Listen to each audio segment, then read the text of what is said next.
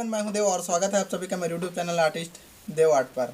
आज मैं ड्राइंग करके दिखाने वाला हूं इंडिया की बिगेस्ट वाइन्स चैनल में से एक आशीष चांचलानी जी की ड्राइंग बनाने वाला हूं। तो चलिए शुरू करते हैं आज की इस वीडियो को। और हाँ, मेरे चैनल पर आप नए हो तो मेरे चैनल को सब्सक्राइब कर लीजिए, ऑल नोटिफिकेशन चालू कर लीजिए, क्योंकि मैं इसी तरह की वीडियो लाते रहता हूँ स्केचिंग से रिलेटेड। तो जब भी मैं वीडियो डालूँ आपके पास नोटिफिकेशन पहुँच जाए और आप वीडियो एंजॉय कर सकें।